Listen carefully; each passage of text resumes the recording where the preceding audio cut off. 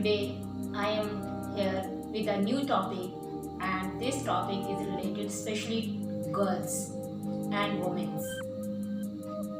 Dowry and girls, ये जो topic है मैं इस पे इसलिए खास बोलना चाहती हूँ क्योंकि बहुत सारी जगहों पे हम देखते हैं कि डॉरी सिस्टम, पेरेंट्स जो हैं आज के टाइम में, आप किसी भी पेरेंट्स को देख लो, इवन मैंने गांव में देखा है, मजदूर वर्ग में देखा है, हर जगह मैंने देखा है कि आज के समय में हर एक इंसान, हर एक माता पिता ये चाहते हैं कि ना सिर्फ बेटे को बल्कि बेटी को भी उसी तरीके से पूरी शिक्षा दी जाए। लेकिन इसके बावजूद हम अपने सोसाइटी में, हम अपने समाज में देखते हैं कि जब लड़की की शादी का समय आता है तो अच्छी पढ़ी लिखी लड़की होती है, अपने पैरों पे खड़ी होती है, बावजूद इसके उसके लिए जब शादी का समय आता है तो पेरेंट्स को डॉरी देनी पड़ती है। क्यों?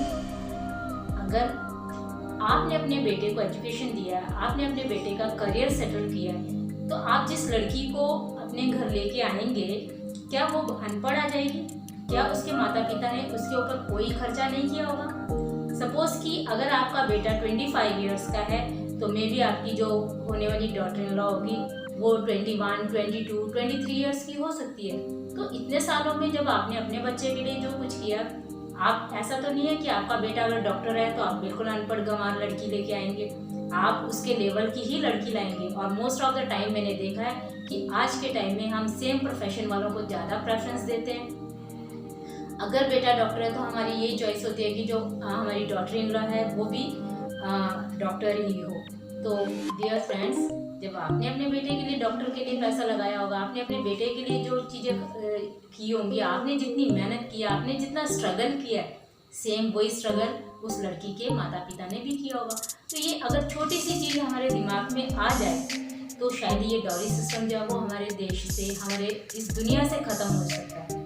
पहले के समय में जब ये डॉरी सिस्टम स्टार्ट हुआ था तो उसका एक रीज़न था कि माता पिता अपनी खुशी से अपनी बेटी को 4 चीज़ें दे देते थे कि चलो इनके काम आ जाएंगी। लेकिन धीरे धीरे वो 4 चीज़ें जो थी वो एक तरह से माता पिता के लिए एक फांसी का फंदा बन गया। आज के समय में जब माता पिता ये चाहते हैं कि हमारी बेटी पढ़ लिख जाए, उसके बावजूद भी वो दहेज देते हैं और फिर लाखों रुपए कर्जा करके भी देते हैं, क्योंकि भाई अब बेटी को वो अच्छे घर देना चाह रहे हैं और चाहते हैं कि बेटी उनकी सुखी रहे। तो क्या गारंटी है कि आपने अगर 10, 20, 50 लाख का दहेज जो है वो अपनी बेटी को दे दिया तो उसके बाद जो लोग आपकी बेटी को ले जाएंगे वो आपकी बेटी को खुश रखेंगे?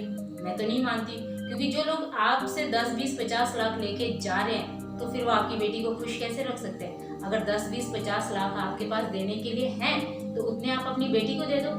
वो अपने लिए एक अच्छा स्टैंड करेगी, वो अपने लिए एक अच्छी एजुकेशन लेगी, अच्छा एक बिजनेस एम्पायर खड़ा कर लेगी, तो खुशियाँ तो वो खुद ही इकट्ठी कर लेगी। आप खुद की कमाई हुई जो पूंजी है वो आप दूसरे के हाथ में दे रहे हो और फिर ऊपर से ये उम्मीद कर रहे हो कि वो आपकी बेटी को खुश रखेंगे? नहीं, नो एंड नेवर। बहुत पहले की बात है, एक बार मैं किसी पार्टी में गई थी और वहाँ पे पार्टी हालांकि कहीं दूर पार की नहीं थी, मेरे खुद की फैमिली मेम्बर्स में थी। तो मुझे किसी ने बोला कि तुम अपनी बेटी को दहेज में क्या दोगी? मैंने कहा क्यों, दहेज में किस लिए देना है? तो कहते हैं कि नहीं, हम तो अपनी बेटी को मर्सिडीज कार देंगे और हमारी बेटी आराम से घूमेगी। मैंने कहा जिसको आप मर्सिडीज कार देंगे तो वो कार जब आप देंगे तो पेट्रोल के पैसे के लिए भी आप एक बैंक में उसका अकाउंट खुलवा देना, क्योंकि कार तो आप दे देंगे लेकिन पेट्रोल डालने के लिए भी तो पैसे चाहिए ना। तो कहते हैं क्यों, ऐसा क्यों? मैंने कहा सीधी सी बात है, क्योंकि वो पहले से तो नंगे बैठे होंगे, भूखे बैठे होंगे, आज तक उनके पास कुछ होगा ही नहीं, आप दोगे तभी तो उनका घर चलेगा ना। तो आप क्या करोगी? मैंने कहा मैं अपनी बेटी को इस काबिल बनाऊंगी कि मर्सिडीज वाला हाथ जोड़ के बोले कि मैडम आप अपनी बेटी को मुझे दे दो, आपकी बेटी हमारे घर की बहू बन जाएगी तो हम निहाल हो जाएंगे। तो बेटी को लायक बनाइए, मर्सिडीज दे के आप अपनी बेटी को खुश नहीं कर सकते। बेटी को इस लायक बनाओ कि मर्सिडीज वाला हाथ जोड़ के आपके घर आ जाए। दूसरी बात ये कि देखा देखी समाज के अंदर कि मेरे पड़ोसी ने 10 लाख खर्चा किया, मेरे पड़ोसी ने 2 लाख की ज्वेलरी दी, मेरे पड़ोसी ने ऐसा किया, मेरे पड़ोसी ने वैसा किया, मत कीजिए। खुद को और अपने बच्चों को सूली पे मत चढ़ाइए। आप कर्जे करते हो और उस कर्जे में फिर आप डूबे रहते हो, आप खुद परेशान, बच्चे परेशान।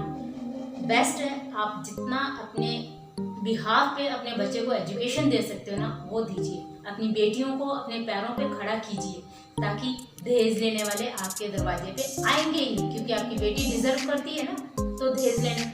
और आप ऐसे लोगों को ढूंढते ही क्यों हो जो दहेज लेने के बाद ही आपकी बेटी को ले जाएंगे। दुनिया में 1, 2, 10, 20, 50, 100 लोग नहीं है कि वो वहीं जाएगी आपकी बेटी तो खुश रहेगी। आप ऐसे लोगों को, ऐसे लोग दुनिया में बहुत सारे हैं जो बिना कुछ लिए दिए सिर्फ आपकी बेटी की क्वालिटीज़ देख के, आपकी बेटी के संस्कार देख के, उसकी डिजर्विंग पावर देख के लेके जाएंगे।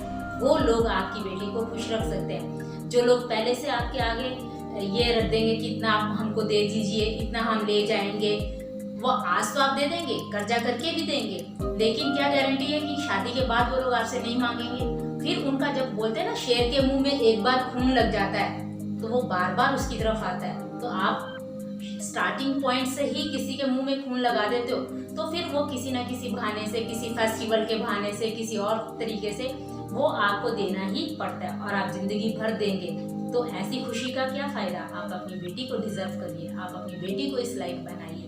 और दूसरी बात, मैं उन बेटियों से बोलना चाहूँगी कि अगर आप अपने आप को इतना डिजर्व कर लेती हैं, आप अपने आप को इतना स्टैंड कर लेती हैं कि सामने वाला आपको देख के आपको लेके जाने के लिए रेडी करे, ना कि आपके पेरेंट्स की, आपके दादाओं की, परदादाओं की, खानदान की प्रॉपर्टी को देख के आपको लेके जाए, उसमें कोई खुशी नहीं है, ना आपकी ना आपके पेरेंट्स की। अगर ऐसा रिश्ता आपके लिए आता भी है ना तो आप साफ बोलिए कि जितना मेहनत, जितनी सेक्रीफाइस आपके पेरेंट्स ने आपको स्टैंड करने में किया उतना ही मेरे पेरेंट्स ने भी किया है। तो आप ऐसे रिश्ते को कबूल ही मत कीजिए। जब आप खड़ी हो जाएंगी, आप अपने पेरेंट्स को ये बताइए कि नहीं पापा, नहीं मम्मी, मुझे ऐसा रिश्ता चाहिए नहीं जो आज आपसे मुंह फाड़ के मांग रहा है तो कल भी मांगेगा। आप मना कीजिए। कोई ऐसी दुनिया के अंदर ऐसा कुछ नहीं है कि ऐसा नहीं हो सकता, सब हो सकता है। लेकिन मुझे लगता है कि शायद सबसे पहले हम बेटियों को ये जो स्टैंड है वो लेना पड़ेगा। अगर बेटियां स्टैंड ले लेंगी तो दुनिया को कोई ऐसी ताकत नहीं है जो हमारे माँ बाप से उनकी जिंदगी भर की पूंजी लेके चले जाए। मैं खुद एक बेटी हूँ और मैं एक नहीं हूँ, मेरे फादर रिटायर्ड कर्नल हैं, रिटायर्ड आर्मी अफसर हैं और हम 5 बेटियाँ हैं। लेकिन मेरे फादर ने हमें शुरू से एजुकेशन बहुत अच्छी दी, उन्होंने हमारी एजुकेशन में कभी कमी नहीं की। और आज मैं आपको बता दूं कि उनके आगे 5 दामाद हैं और सब अच्छे अच्छे, कोई आर्मी में ब्रिगेडियर है, कोई लेफ्टिनेंट कर्नल है, कोई फॉरेन में सेटल है, लेकिन किसी एक बंदे को मेरे फादर ने ₹1.25 और नारियल के अलावा कुछ नहीं दिया और ना ही अगलों ने मांगा। और इतनी अच्छी अच्छी फैमिली में सेटल है। क्यों? क्योंकि उन्होंने बेटियों को इस लायक बना दिया कि लोग खुद आके बेटी का हाथ मांग के ले जाएं। तो जब इस टाइप के लोग मेरी फैमिली में, मेरे फादर आर्मी अफसर हैं, मेरे छोटी सिस्टर जो है उनके हस्बैंड ब्रिगेडियर रिटायर्ड हैं, उसके बाद दूसरी सिस्टर है उसके हस्बैंड ब्रिगेडियर अप्रूव हो गए हैं, उसके बाद तीसरी सिस्टर है मेरी जिसके हस्बैंड इन्फोसिस USA में स्टैंड है, उसके बाद एक छोटी सिस्टर है मेरी सबसे जिसके हस्बैंड अब लेफ्टिनेंट कर्नल है। लेकिन किसी ने भी ₹1.25 और नारियल के सिवाय कुछ नहीं दिया। मेरे हस्बैंड, लोग कहते हैं कि राजस्थान में ना जो राजपूत होते हैं वो बहुत ज़्यादा दहेज लेते हैं, बहुत ज़्यादा दहेज लेते हैं। वहाँ पे तो बेटियों को आप शादी करने की सोच नहीं सकते। बिल्कुल राइट बात है, बिल्कुल सही बात है, क्योंकि ये चीज़ें मैंने अपने आसपास में देखी हैं। मैं basically I am from Himachal Pradesh, लेकिन मेरी शादी जो है वो राजस्थान में हुई और टिपिकल राजस्थानी राजपूत फैमिली में, राठौड़ फैमिली में हुई। बट मुझे प्राउड है मेरे हस्बैंड के ऊपर और मेरे इन-लॉज के ऊपर कि मेरे हस्बैंड ने, मतलब जब मेरी शादी हुई है तो मेरे हस्बैंड ने सिर्फ मेरे फादर से एक नारियल और एक हमारे हिमाचल में एक हिमाचली टोपी देते हैं कि ससुर ये जताता है कि भाई हाँ मैंने इसको अपना दामाद स्वीकार किया। तो उस टाइम जब मेरी शादी हुई है तो मेरे हस्बैंड को मेरे फादर ने सिर्फ एक नारियल और एक टोपी जो मेरे हस्बैंड ने दी। और स्टिल आज तक मेरे हस्बैंड ने कभी ये नहीं बोला मुझे कि मेरे ससुर ने मुझे ये नहीं दिया, मेरे ससुर ने मुझे वो नहीं दिया, ऐसा कुछ भी नहीं। और ना ही मेरे फादर ने दिया, सिर्फ एक को ही नहीं बल्कि किसी को भी नहीं दिया।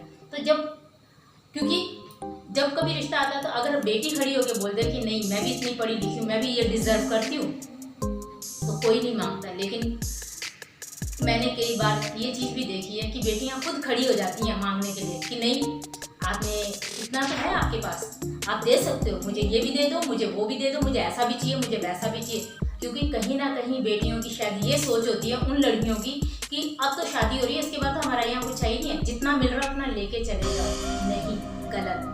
गर्ल्स, अगर आप अपनी सोच को चेंज कर लेंगी तो आपके पेरेंट्स को कोई भी ये खड़ा होकर नहीं बोल सकता कि लाइए इतना दहेज दीजिए तो ही हम आपकी बेटी को लेके जाएंगे। No and never. इसलिए हाथ जोड़ के मैं उन बेटियों से मतलब रिक्वेस्ट करती हूँ कि आप अपने पेरेंट्स को सपोर्ट कीजिए। आप अपने पेरेंट्स को जब साथ देंगी ना, तो दुनिया का ऐसा कोई इंसान नहीं है जो आपके पेरेंट्स को ये आके बोल दे कि लाओ दहेज दे दो। नहीं चाहिए हमें दहेज। खत्म करिए इस प्रथा को।